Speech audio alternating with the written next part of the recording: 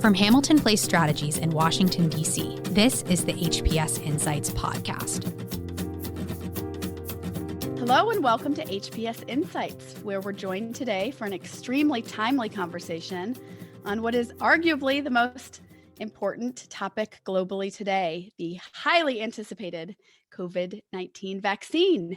My partner at HPS, Michael Steele, and I are joined today by Jon Selib, Senior Vice President for Global Policy at Pfizer. Jon, welcome to HPS Insights. Well, thanks so much for having me. I'm so honored to be here with both of you. Well, thank you, but thank you for being here with us and for all the work you've been involved in and to bring this vaccine to market and letting us have a little peek behind the curtain here. It's a real pleasure for us to have you join us at this really important time in history. Great. Let me give you a quick intro here, Jon. I know Jon Selib is no stranger to many of our HPS Insight listeners, having held senior roles in DC and in New York over the last 2 decades. But for those who don't know Jon, he served as Chief of Staff, Ledge Director and Tax Counsel to Senator Max Baucus, the Chairman of the Senate Finance Committee, and went into the private sector in New York, advising companies before joining Pfizer to lead global public policy. Jon, let's set this conversation with an understanding of your role at Pfizer. You joined Pfizer not long before the pandemic, if I remember. Well, I'm actually coming up on 2 years now.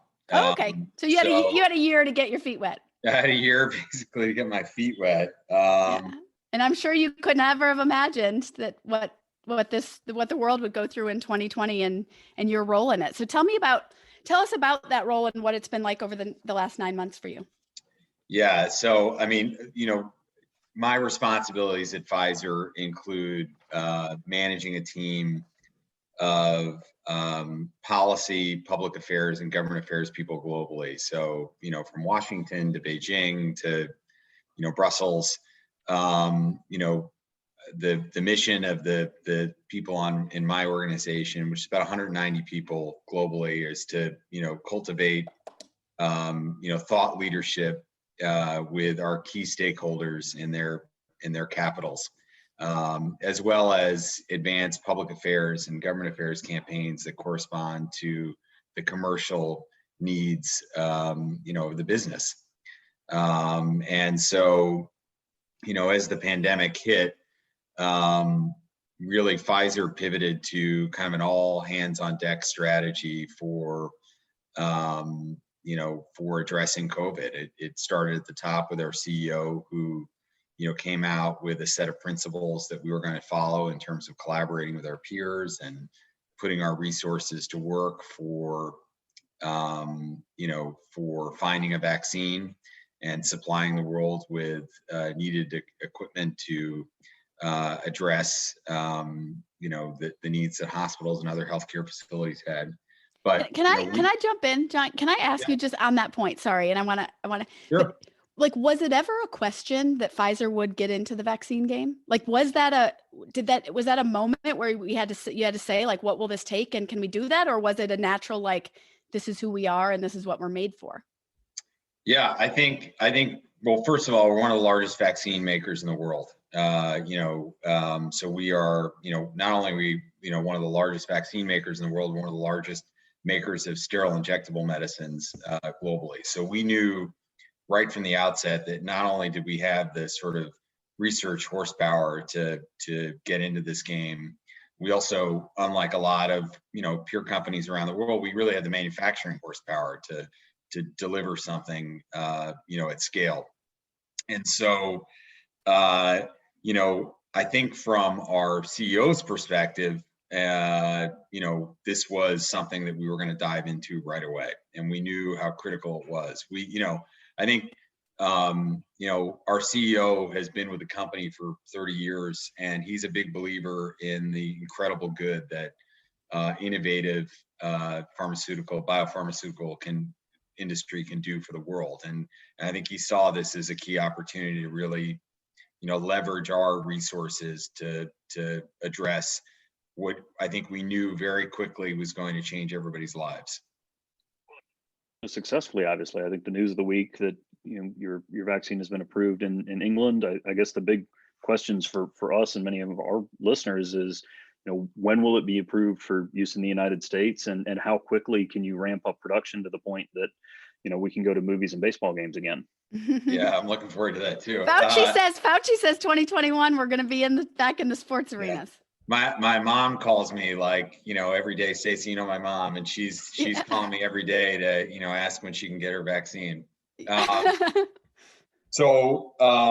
Look, in terms of when it's going to be approved in the U.S., it'll be approved in the U.S. when the FDA decides that our vaccine is safe and effective. And, we're really at the mercy of their timeline and are not, obviously we're keen to ensure that, the vaccine that we developed is put to use, but not on any sort of rushed or artificial timeline. Whenever that process plays out, it plays out.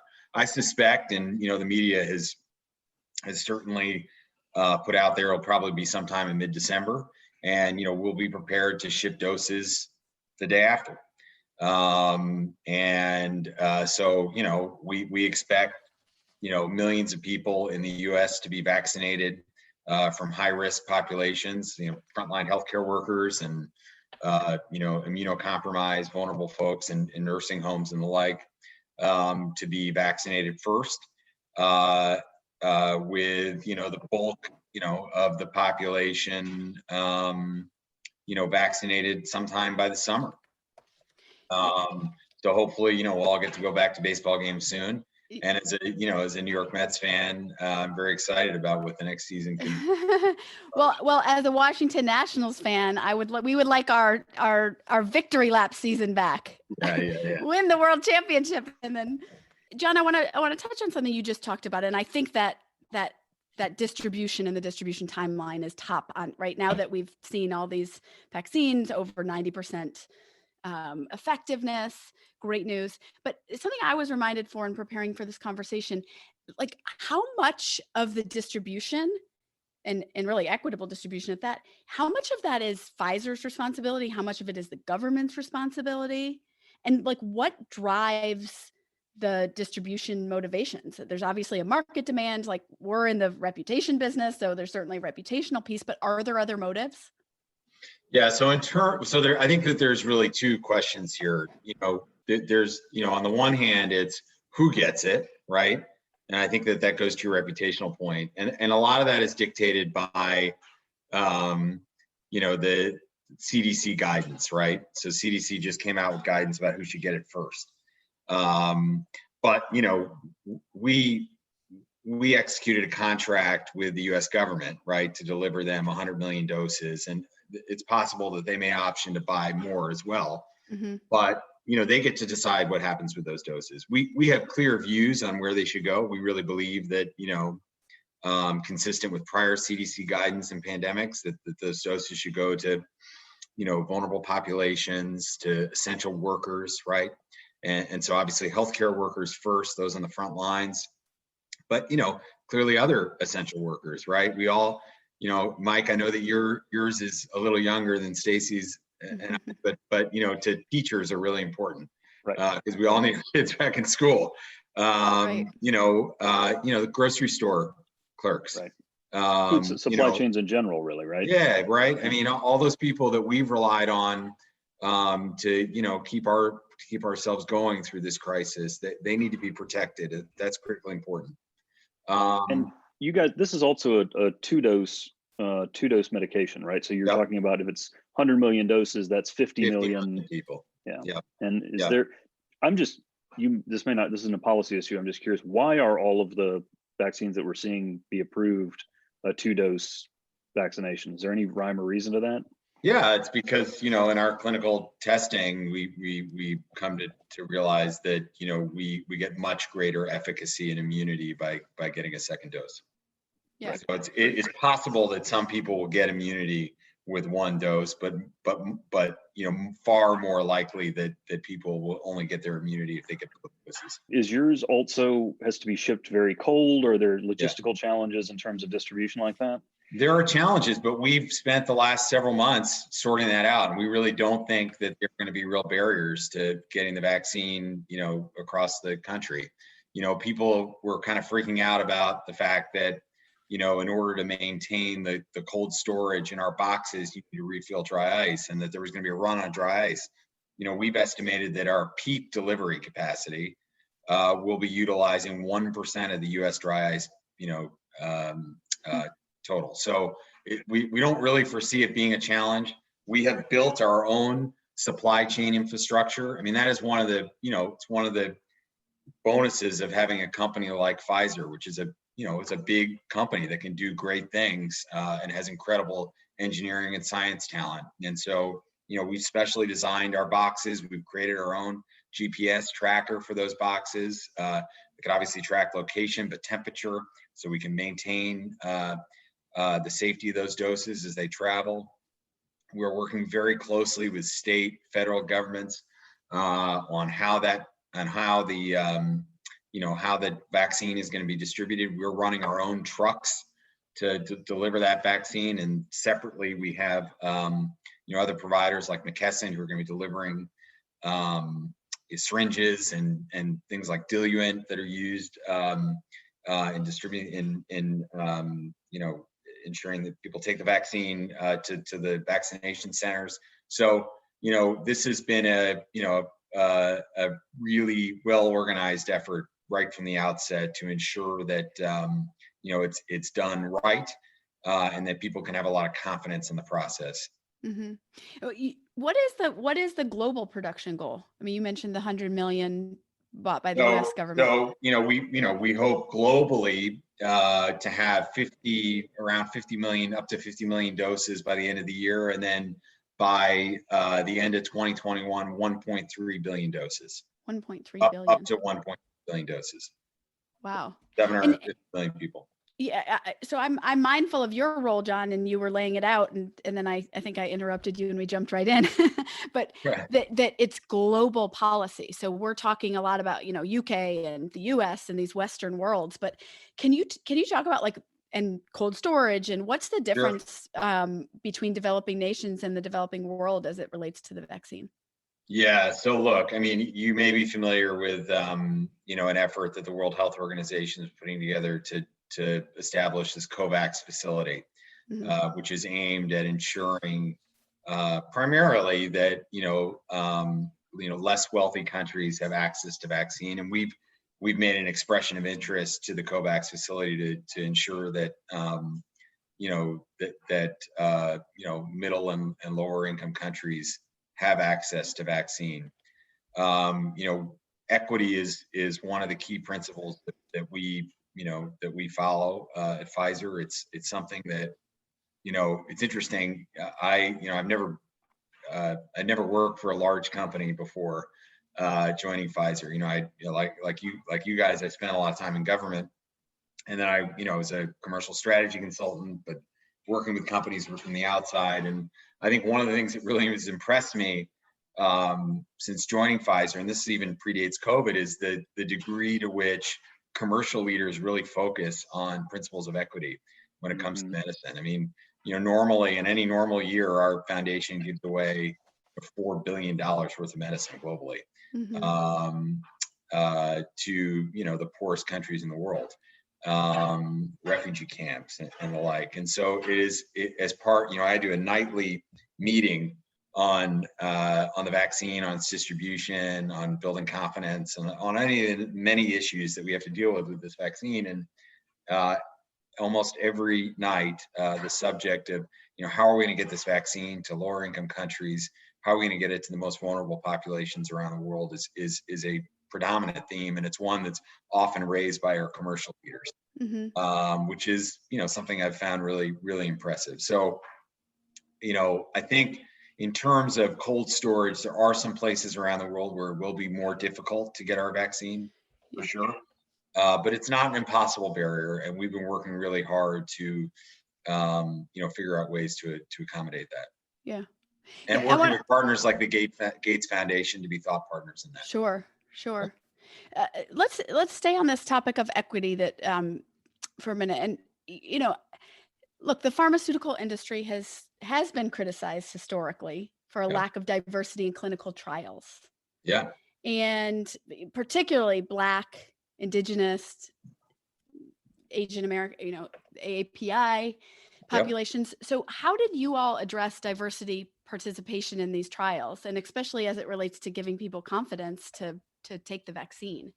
Yeah, so look, we actually have really extraordinary data on the diversity of our trial. You know, in the US, I think we're 30% diverse. And I think it's the highest of any of the companies that have come out with data so far. And we made huge investment in ensuring that we could get a diverse clinical trial population. It's expensive to achieve that, because there's an incredible amount of outreach that goes into getting that diverse population to volunteer. And obviously, not only do we have diverse in the US, but we ran clinical trials in Brazil and in South Africa, so that is added to the global diversity of the population in our clinical trials. But it was something we were really, really keen to ensure that we not only hit the mark on, but really exceeded the standards that were being set for us. And the FDA did a great job of really pushing folks to, pushing the companies to ensure that they had a very diverse population as part of the clinical trials. Yeah, I think it's, if I'm not mistaken, it's like 64% of Americans indicate they'll get the COVID shot. So that still leaves a sizable minority who are hesitating or may not get it at all. So how do you all think about that 36% or whatever it is? And what do you say? We think about it a lot. I think about it a lot. And it's one of the things that, I've been working on. I have a team working on. I have a group of people on my team that just specialize in vaccine public affairs. And, we've been hosting meetings we're building a coalition of, diverse groups, from patient groups to disease groups to groups that represent minorities. I've done calls with labor unions, because they represent a lot of the folks that are on the front lines in order to ensure that we're, synced up on building confidence amongst our membership. We've developed PSA campaigns that we're going to hope to roll out, that have been based on a lot of the research we've done about hesitancy. So, it is, it's something that I have spent, and our team and the company, we've all spent an incredible amount of time worried about. Because we know, none of this matters unless people are willing to take the vaccine. And there's a huge ecosystem around this. It's not just your responsibility, and there's a government piece. And I mean, we do work for an organization, the Reagan-Udall Foundation. They're actually the nonpartisan foundation of the FDA to help with some of the, and there's just an enormous amount of work being done in that ecosystem. So is there a lot of coordination that's a part of your work, or are you just pushing on the Pfizer end? Well, look, I think we view ourselves as leaders, and that we need to lead here because we know the science, and we are a convener in this area. Vaccine confidence is something that we care about in the COVID context, but even more broadly. I think we also understand it's different for COVID, right? And I think we all know from like our own everyday lives, right? There are people who are, for whatever reason, going to believe every conspiracy theory under the sun and never take a vaccine or never have their kids take a vaccine. Those are going to be hard folks to reach, but they're a very small part of the population. There's another whole cohort of people, and they're people that, I see in my neighborhood in Brooklyn, who always vaccinate their kids, who take vaccinations themselves, who are worried because this has happened more quickly than normal, right? And there were a lot of politics around the vaccine for a while. I think that made people nervous. And we need to reassure people that, we are, a company that's been in business for 170 years. We have a lot at stake in putting any medicine out in the market, but really, nothing more at stake than with this vaccine because of its high profile. So nobody is more motivated to ensure that this vaccine is both safe and effective than we are. And it's why we've taken the regulatory process as seriously as we have, and really wanted to ensure that the FDA took their time to independently verify that this is going to be safe for people. We really believe in the non-political nature of the FDA and how important it is to protect that. Sure. Yeah, especially at this time. Well, let's take a quick break, and then I want to come back and maybe you can share a little bit with us about sort of some of the internal culture and what this has done to the internal culture at Pfizer and what it might mean for your work going forward. You're listening to HPS Insights. Have you heard the news? HPS Insights is expanding into the HPS podcast channel, which offers our listeners access to all of Hamilton Place Strategy's podcast shows in one convenient place. The HPS podcast channel is home to all of our new and past podcast episodes on your favorite podcast streaming services: Apple Podcasts, Spotify, Amazon Music, Google, and more. If you aren't yet subscribed to the HPS podcast channel, subscribe now to have the latest from HPS Insights and weekly HPS Macrocast episodes delivered straight to your podcast streaming service. To learn more about our podcasts and other original content, visit hamiltonplacestrategies.com/insights. We're back with HPS Insights and talking to Jon Selib, the Senior Vice President of Global Policy at Pfizer, talking about the vaccine. It's been a great conversation. And I want to talk a little bit to think about sort of competition and how you all think about competition, Jon. It's you all, it's Moderna and AstraZeneca. There's a period of a couple of weeks where every morning we were waking up and somebody new was coming out with really good news. My old economics college classes in game theory tell me that's a good thing. But how do you all think about competition and having multiple players in this market? Yeah, your old economics class was right on, because it is good for the world. Right from the outset, we viewed collaboration as scientific partners as a critical function of this exercise. Scientists speak in one language, and that's something that the scientists in our company who are, they're ninjas. It's just incredible. But they've been collaborating for a long time. Look, we're partnering with a German company, BioNTech, on this vaccine, and it's one, that relationship started because we were, trying to partner on a more effective flu vaccine, which hopefully we'll be able to work on with them as well. That's based on the same technology that we're using for this COVID vaccine, mRNA. Look, we're thrilled that Moderna has shown, great success in their vaccine, and AstraZeneca is working their way toward developing a solid vaccine as well. We're going to need a couple of companies to succeed here in order to make sure that a vaccine is rolled out and that the entire world can take advantage of. And, we're not safe until everybody's safe. And we know that. And so we're all for it. Yeah. And what is it? Is it partnerships like that? Is it all these players in the market? Like, what is it that made the development of this vaccine so much faster than previous? There's obviously need, right? But is it like the outcome of this was far from a foregone success 8 months ago? So was it so many people working in it? Was it the advanced medical technology? Was it funding? Or was it just that necessity really is the mother of invention? I think it's a lot of things, Stacy. So I think, first of all, I think it always starts with the science. And, forgive me, I'm really not going to get that deep into it. I embarrassingly get lost in some of these conversations amongst our R&D crew. I think the specific spike protein that is being attacked here by the vaccine was one that they were able to figure out in relatively short order. I think that clearly the technology we've developed, mRNA with BioNTech and operationalized has gone well, but it's been an unbelievable organizational focus on this too. We've devoted, look, we didn't take any money from government. Mm-hmm. We made a key decision early on that we knew what we were doing, and we didn't want anyone or anything to get in our way as we tried to figure it out. And it was a big risk on our part.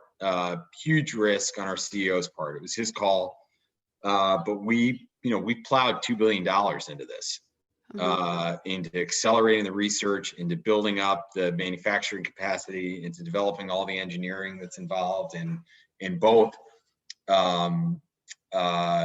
inserting this mRNA into these lipid envelopes, which is complex engineering, as well as the supply chain that we talked about earlier. So, it's a combination of science, of passion from an organization and from the scientific community, and guts to really take some big bets here.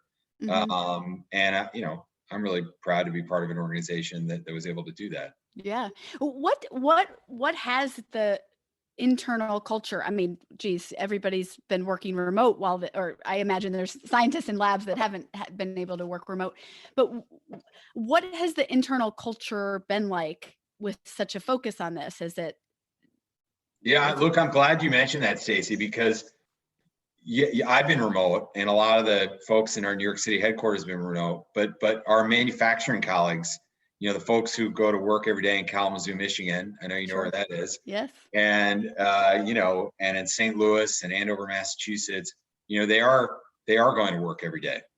And in Catania, Italy, and other places around the world, Tours, Belgium, they're going in every day, and they're making not only this vaccine, but all the medicines that we all depend on, because they're absolutely critical, right? So they're making cancer medications. Right at the outset of this crisis, I mentioned that we make sterile injectables.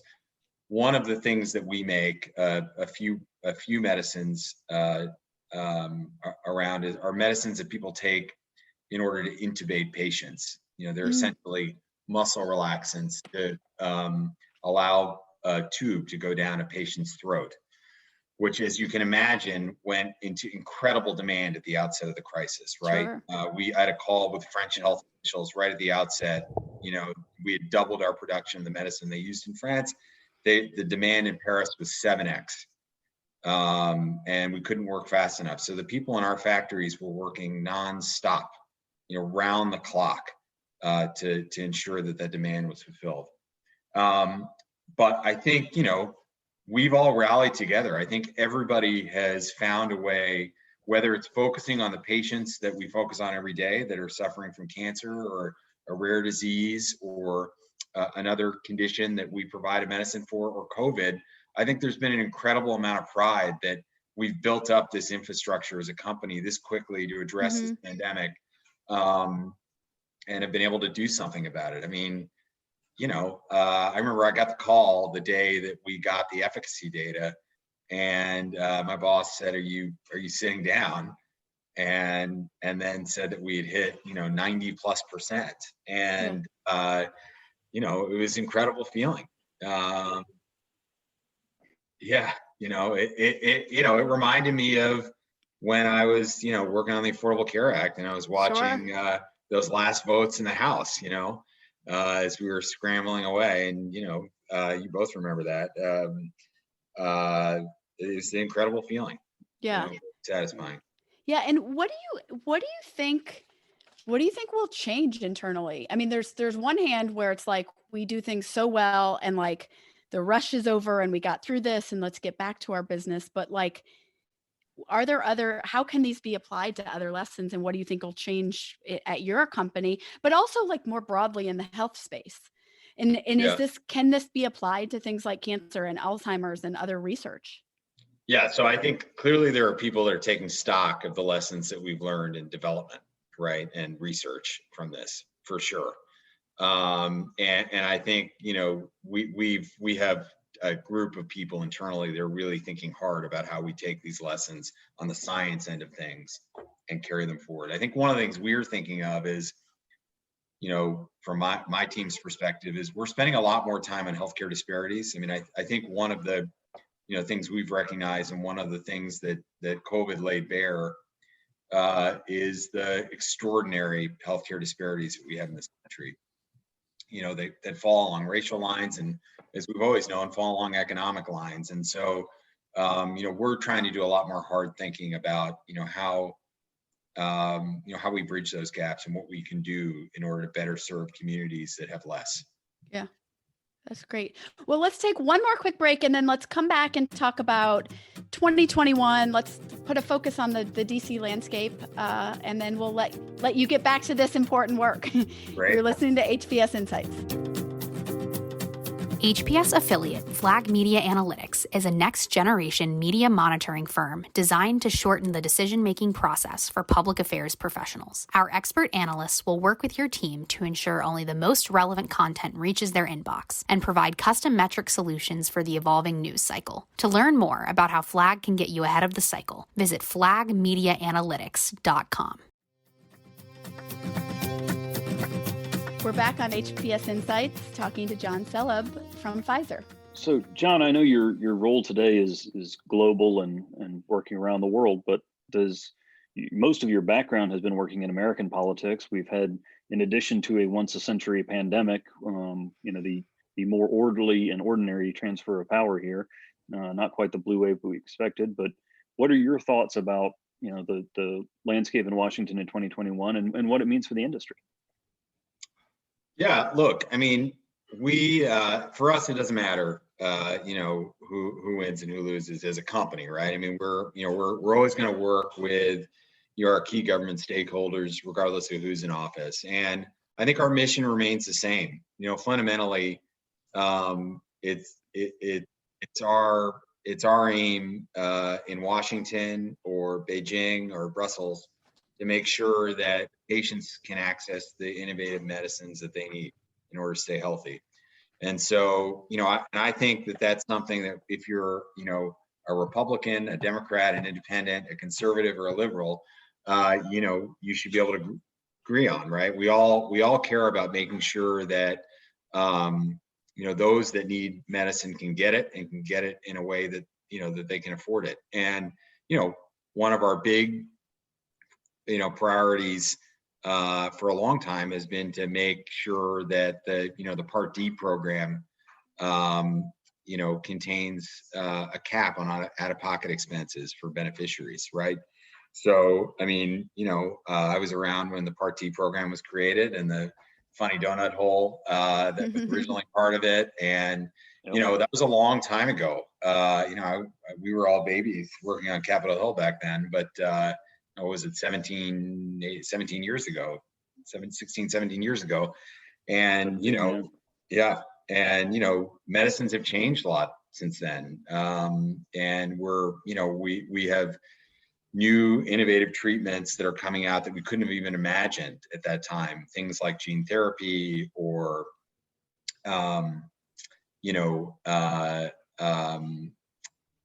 the technology behind your COVID vaccine. Technology behind our COVID vaccine. So immunotherapies. So, we need the benefit to keep pace with the innovations that are coming out. And we really believe that, medicines are a solution to healthcare costs in this country. The much more expensive outcome is ending up in a hospital. Or ending up in an emergency critical situation. Being able to manage health conditions through medication is a critical part of reducing costs in the healthcare system, and we really want to be part of the solutions, whoever is in office. Yeah. You can leave us with this, Jon. If we're having this conversation in December of 2021, a year from now, what will that conversation look like in your best case scenario? Well, it'll be in your studio in Washington. I'll have that's right. taken the Estella down, and we'll be going out for lunch afterward. That's right. I really believe that. I think I've always been an optimist, but I'm really confident that this vaccine is it's going to bring our lives back, and it's a wonderful thing for all of us, but I think about my kids who've been out of school for this long, and away from their friends, away from their teachers, for the people who don't have families at home, older folks who are lonely. I think it's I think it's really going to be meaningful for so many people in this country and around the world. We're just really excited to be a part of that. And hopefully, next year we getting ready for Christmas to be spending it with their families. Yeah. Well, I know, especially for the three of us, this is really a treat. For 20 years, all of us have been on different sides of the healthcare, even as Democrats in the House and Senate. Jon, we were probably on a little bit policy differences, and certainly we always did whatever Speaker Pelosi said. At the end of the day, that is right. That is one thing that united all of us. But it is a treat because I think sitting here in 2020, I've been so grateful that you're there doing that work, and I think the thing that we can agree on is that this is shown for people like us who've had these careers in government. There's a role for government, and we need the innovation of the private sector, and to see it all come together. I know one of the things I'll remember about 2020 is waking up to your emails here in November and December, giving us those good news updates. So to have you here and sharing some insights here is a real treat for us. And I think your December will be, everybody else might be ramping down, and you're going to stay just as busy. We thank you for that. Thank you so much for being here with us, and you are welcome in our studio anytime. Well, thank you so much for having me. And I will say for the record that everybody on this camera feed on Zoom right now looks younger than they did 20 years ago. That's right. That's right. Well, thanks everybody for listening to HPS Insights, a timely and really important conversation. Have a great week. Thank you for listening to the HPS Insights podcast, produced by Hamilton Place Strategies. For the latest updates, follow us on Twitter at HPS Insight and visit us on the web at hamiltonplacestrategies.com.